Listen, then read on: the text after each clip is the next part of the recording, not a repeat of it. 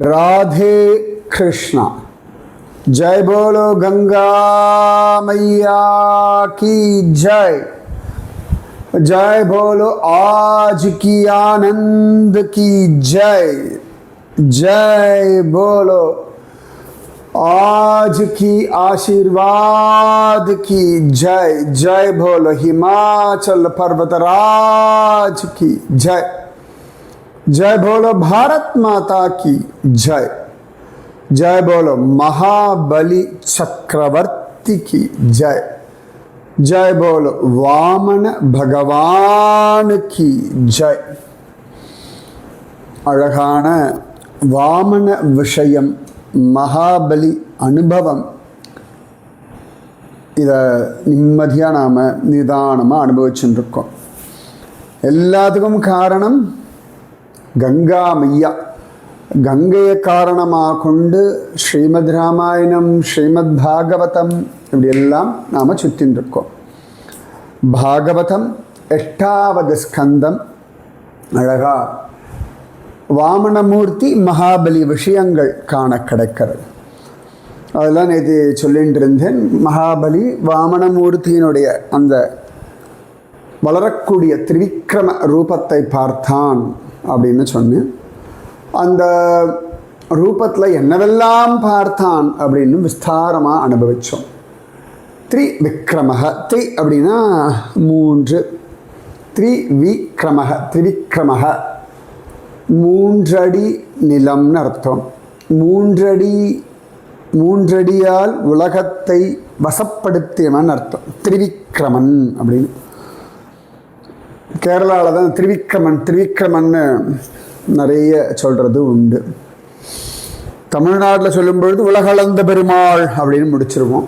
கேரளாவில் தான் திரிவிக்ரமன் அப்படின்ற வார்த்தையை ரொம்ப அழகாக இருக்கும். திருவனந்தபுரத்து பக்கத்தில் திரிவிக்ரம மங்கலம் அப்படின்னு சொல்லி ஒரு சின்ன ஒரு ஊர் உண்டு. அங்கே ரொம்ப அழகாக நதிக்கரையில் ஒரு விஷ்ணு கோவிலும் உண்டு. திரிவிக்ரமன் அப்படின்னு அவனுக்கு பெயர்.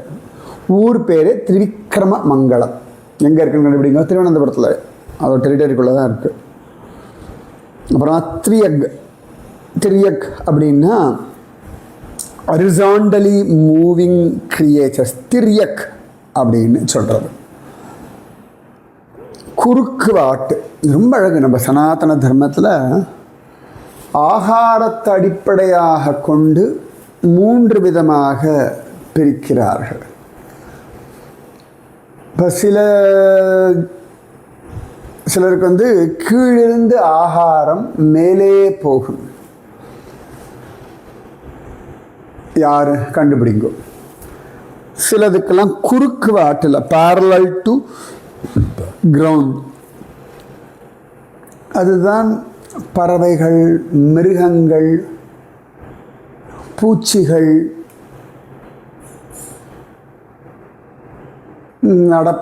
ஊர்வனெல்லாம் இருக்குல்ல, இதுக்கெல்லாம் பாருங்கள் குறுக்கு வாட்டில் தான் ஆகாரம். பறவை குறுக்கு வாட்டில் தான் சாப்பிட்ற ஆகாரம் இப்படி தான் போகும். முதலையாக இருக்கட்டும், எறும்பாக இருக்கட்டும், மயிலோ, சிங்கமோ, பசுமாடோ, காலே இல்லாத பாம்போ, இதுக்கெல்லாம் ஆகாரம் குறுக்கு வாட்டில் போகும். அப்புறமா சிலருக்கெல்லாம் வந்து மேலிருந்து கீழாக ஆகாரம் போகும். ஸோ 3 விதமாக ஆகாரங்கள் போகிறத வச்சு சொல்கிறோம். அதுக்கு எதாவது பேர் இருக்கான்னு கண்டுபிடிங்கோ. கீழிருந்து மேல் நோக்கி ஆகாரம் போகிறது யாருக்கு? குறுக்கு வாட்டில் திரியக் அப்படின்னு சொல்லிட்டேன். மேலிருந்து கீழ் நோக்கி ஆகாரம் சாப்பிட்றாக மேலேருந்து கீழே அப்படி இறங்கும், அது யாருக்கு? அதை சொல்லணும். ஸோ திரிவிக்ரமன் சொல்லியாச்சு, திரியக் சொல்லியாச்சு. அடுத்து என்ன? நேத்தி கேட்டதில் இந்த 7 கீழ்லோகங்கள் அதலம், விதலம், சுதலம், தலாதலம், மகாதலம், ரசாதலம், பாதாளம். கடைசியில் இருக்கிறது பாதாளம். தமிழ் சொல்லும்போது பாதாளம் லா சொல்லுவோம், சம்ஸ்கிருதத்தில் பாதாளம் தான். அதல விதல சுதல தலாதல மகாதல ரசாதல பாதாள. பாதாளம் இல்லை, பாதாள. அதலம் விதலம் ஞாபகம். அதலம் 7 14 லோகங்கள் கீழே இருக்கக்கூடிய 7 லோகங்களை பற்றி இது. அதலம் அதல விதல சுதல 3 அதல விதல சுதல தலாதல மகாதல ரசாதல பாதாள. கடைசி பாதாளம். ஸோ முதல் 6 மட்டும் கவனிக்கணும். அந்த 6ல் முதல் 3 என்ன? அதல விதல சுதல. அடுத்த 3 என்ன? தலாதல மகாதல ரசாதல. ஓகேவா? அதலம் விதலம் சுதலம், அப்புறம் என்ன? தலாதலம் மகாதலம் ரசாதலம் பாதாளம். அப்படி 7 லோகங்கள். அப்புறம் ரசனேந்திரியம். ஒரு பாட்டு உண்டு, ப்ரூஹி முகுந்தேதி ரசனே ப்ரூஹி முகுந்தேதி. ரசன ரசத்தை எல்லாம் அனுபவிக்கக்கூடிய இந்திரியம். எது ரசத்தை அனுபவிக்கும்? புளிப்பு, இனிப்பு, காரம், கசப்பு, துவர்ப்புன்னு இந்த அறுசுவையை அனுபவிக்கக்கூடியது ரசனேந்திரியமாகிய நாக்கு. ஓகேவா? அதனால தான் இதெல்லாம். ஸோ திரியக் திரிவிக்ரமன் அதல விதல சுதல தலாதல மகாதல ரசாதல பாதாள, அப்புறமா ரசனேந்திரியம். இதெல்லாம் அழகாக நாம் அனுபவிச்சிட்டோம். இன்னும் உங்களுக்கு இன்னும் லவகுஷா அவளை பற்றி சொல்ல வேண்டிய, லவகுஷன், ரைட்டா? இப்போ ஜோரா பகவானுடைய ரூபத்தில் என்னெல்லாம் இருக்குன்னு அவன் பார்த்துட்டான். யார்? மகாபலி சக்கரவர்த்தி. அப்புறம் என்ன ஆச்சுன்னா, சர்வாத்மனீதம் புவனம் நிரீக்ஷ்ய சர்வே சுரா கஷ்மலமாபுரங்க சுதர்ஷனம் சக்ரம் அசஹ்ய தேஜோ தனுஷ்ச சார்ங்கம் தனயித்னுகோஷம் பர்ஜன்ய கோஷோ ஜலஜ பாஞ்சஜன்யக கௌமோதகீ விஷ்ணுகதாதரஸ்வினி வித்யாதரோசி சதச்சந்திரயுக்தக தூணோத்தமாவக்ஷய சாயகௌச்ச சுனந்தமுக்யா உபதஸ்துரீஷம் பார்ஷதமுக்யாः சஹலோகபாலாः ஸ்புரத்கிரீட்டாங்கதமீனகுண்டலः ஸ்ரீவத்சரத்னோத்தமமேகலாம்பரைः மதுவ்ரதஸ்ரக்வணமாலயாவிருதோரராஜ ராஜன் பகவானுருக்ரமः க்ஷிதிம் பதைகேன பலேர்விசக்ரமே நப ஷரீரேன திசச்ச பாஹுபிஹி.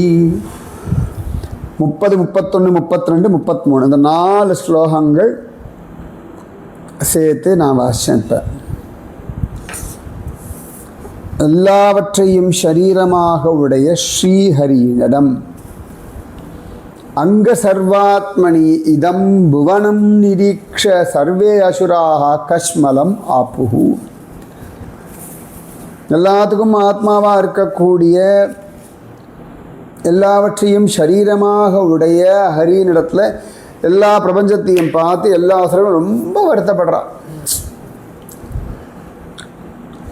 அது மட்டும் இல்லை, அசஹ்ய தேஜக, தகிக்க முடியாததான, சகிக்க முடியாததான, தாங்க முடியாததான தேஜஸ் வாய்ந்த சுதர்சன சக்கரம், இடி போன்ற சப்தமிடும் சார்ங்க வில்லு, மேகம் போல சப்திக்கக்கூடிய பாஞ்சஜன்யம்ன்ற சங்கம், பகவானுடைய கௌமோதகி கதா 100 முனை இருக்கான். பகவானுடைய நாந்தகம்ன்ற கத்திக்கு குறையாத அம்புகளோடு கூடிய 2 அம்பராத்தூணிகள், அம்பராத்தூணி அப்படின்னு சொல்லுவாள், அம்புகள் வைக்கக்கூடிய பேக் பேக். அதுக்கப்புறமா சுனந்தன் முதலிய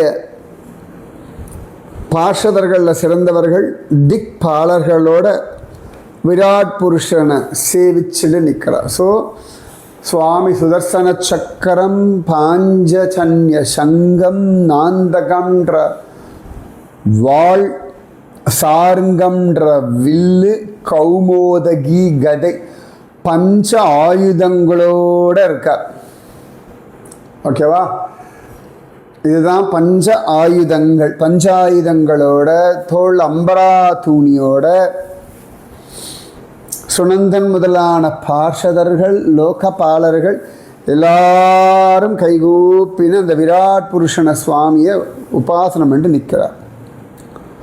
அப்போ அந்த உருக்கிரம பகவான் கிரீடம், தோள் வளையல்கள், அப்புறமா மகர குண்டலம், ஸ்ரீவத்சம்ன்ற மரு, கௌஸ்துபம்ன்ற ரத்னம், அழகான உட்யானம், அப்புறம் பீதாம்பரம், தேனீக்கள்லாம் மொய்க்கும்படியாக கால்வர தொங்கக்கூடிய வனமாலை, இத்தனையோடு அலங்கரிக்கப்பட்டு பிரகாசமாக இருந்தார்.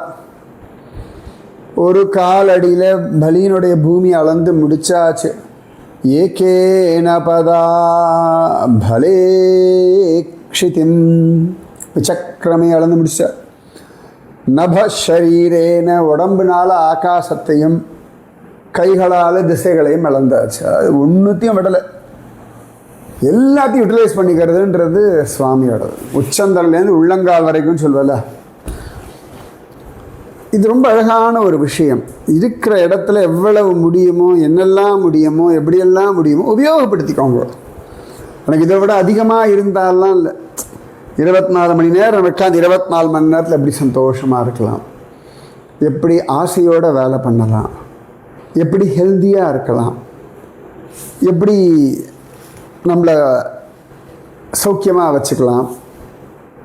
இவ்வளோதான் 24 மணி நேரம் உங்கள்கிட்ட கொடுக்கப்பட்ட. நீங்கள் முதல்ல 24 hours அழகாக பிளான் பண்ணுங்க. நிறைய பேர் அதை பிளான் பண்ணுறதை கேட்டால் எதுக்கு எடுத்தாலும் பெருசாக பிளான் பண்ண.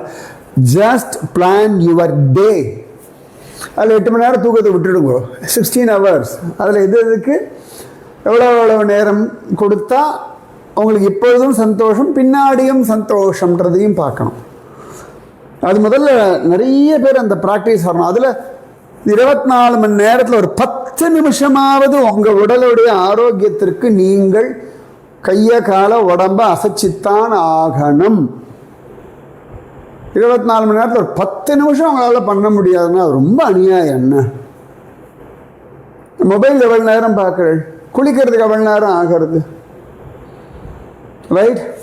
சில பேர்கிட்ட பேசுகிறது 30 நிமிஷம் தான் பேசுகிறது. அட்லீஸ்ட் நடந்துட்டாவது பேசும்போது ஜாகிரதையாக நடங்கோ பேசும்பொழுது. அப்போ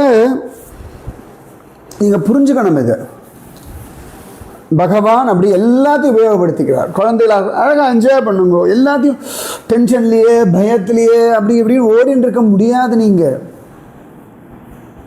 அப்படியே இப்போ எப்படி சுவாமி உலகம் முழுக்க வியாபிச்சாரோ அதுபோல உங்கள் மனம் முழுக்க கண்ணன் வியாபிக்கும்படியாக உங்கள் மனமாகட்டும். இதான் ஆசீர்வாதம் இன்னைக்கு.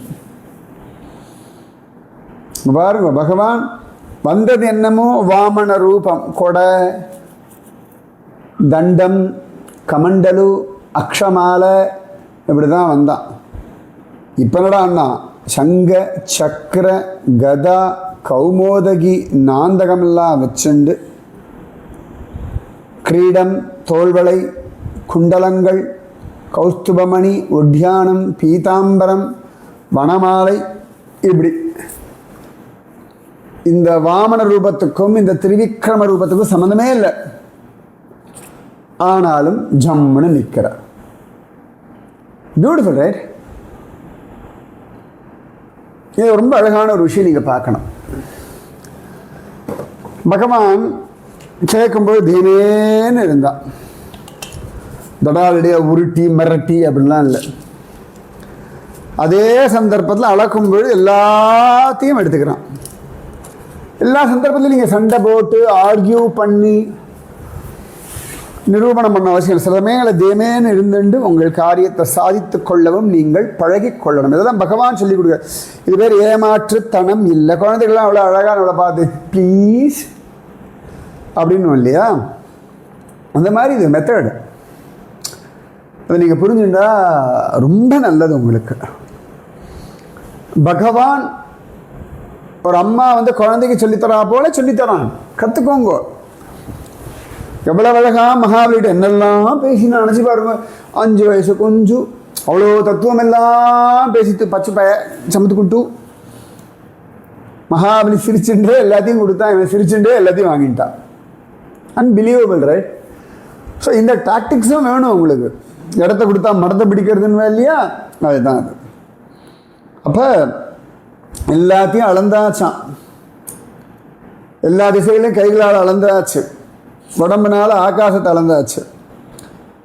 பதம் த்விதீயம் கிரமத்ரிவிஷ்டபம் நவை திருத்தீயாய ததீயமன்வபி ஒரு கிரமஸ்யாங்கிரி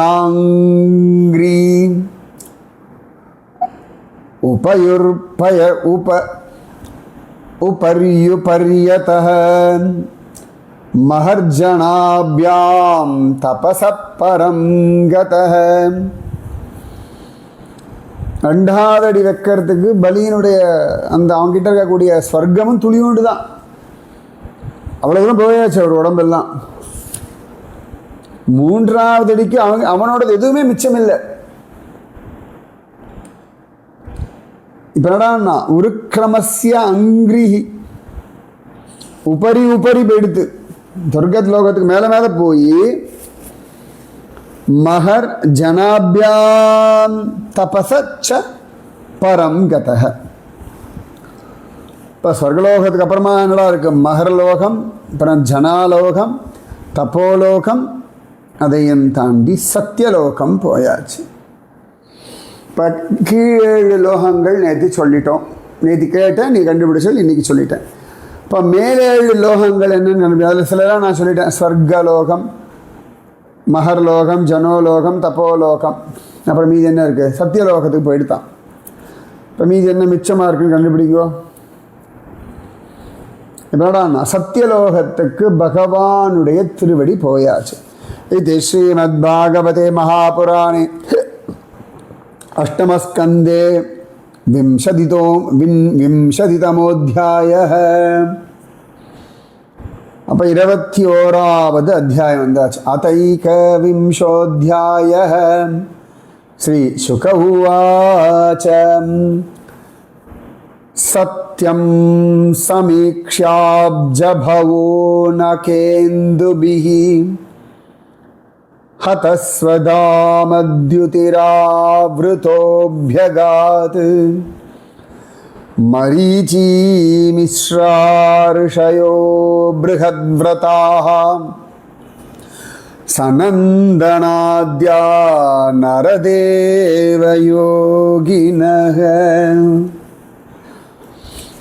அப்போ சத்தியலோகத்தை அடைந்த ஸ்ரீஹரியனுடைய பாதத்தை பார்த்து அவருடைய கால் நகங்களாகிய சந்திரர்களால் அப்படி வெளிச்சமாக இருக்கான். பகவானுடைய திருவடி நகங்களுடைய வெளிச்சத்தில் அந்த பிரம்மதேவன் அதை நோக்கி போனார். கூடவே மரீச்சி முதலான ரிஷிகள், சனந்தன் முதலிய யோகிகள் எல்லாரும் வந்துட்டார்களாம். சத்தியலோகத்தை பகவானுடைய திருவடி அடைந்தவுடன் என்னாச்சு? பகவானுடைய திருவடி சத்தியலோகம் சென்றது.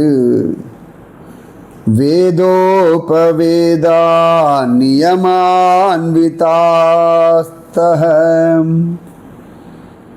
விதாஸ்தர்க்கஹ इतिहासाङ्गपुराणसंहिताः ये चापरे योगसमीरदीपित ज्ञानाग्निनारन्दितकर्मकल्मषाः ववन्दिरे यस्मरानुभावतः स्वायम्भुवं धाम गता அகர்மகம். அதாவது ரிக் யஜுர் சாம அதர்வதம் 4 வேதங்களோட உபவேதங்களான ஆயுர்வேதம், தனுர்வேதம், காந்தர்வ வேதம், அப்புறம் அர்த்தசாஸ்திரங்கள் 4, யம நியமங்கள், நியாயசாஸ்திரம், ராமாயண பாரத இதிகாசங்கள், சிக்ஷா, வியாக்கரணம், சந்தஸ், நிருக்தம், ஜோதிஷம், 6 அங்கங்கள், புராணங்கள், சம்ஹிதைகள், யோகாபியாசம், அப்புறமா யாக யஜ்ஞாதிகள், அப்புறமா கர்மயோகம், அப்படி எல்லாத்தையும் பண்ணியும் அடைய முடியாத விஷயத்தை எந்த திருவடிகளை நினைப்பதனாலே பெரிய சாதுக்கள் அடைகிறார்களோ அந்த ஹரியனுடைய பாதத்தை பிரம்மதேவர் முதலானவர்கள் நமஸ்கரித்தார்கள். ஸோ பிரம்மதேவருடைய சத்தியலோகத்துக்கு எம்பெருமானுடைய திருவடி சென்றது. ஹரி ஹரி கங்கே ஜெயமா கங்கே, கங்கே சரணம். जय बोलो वामन भगवान की जय, बोलो त्रिविक्रम भगवान की जय, बोलो महाबली चक्रवर्ती की जय, बोलो आज की आनंद की जय, जय बोलो आज की आशीर्वाद की जय, जय बोलो कश्यप महर्षि की जय, बोलो अदिति महादेवी की जय, जय बोलो भारत माता की जय. राधे कृष्णा.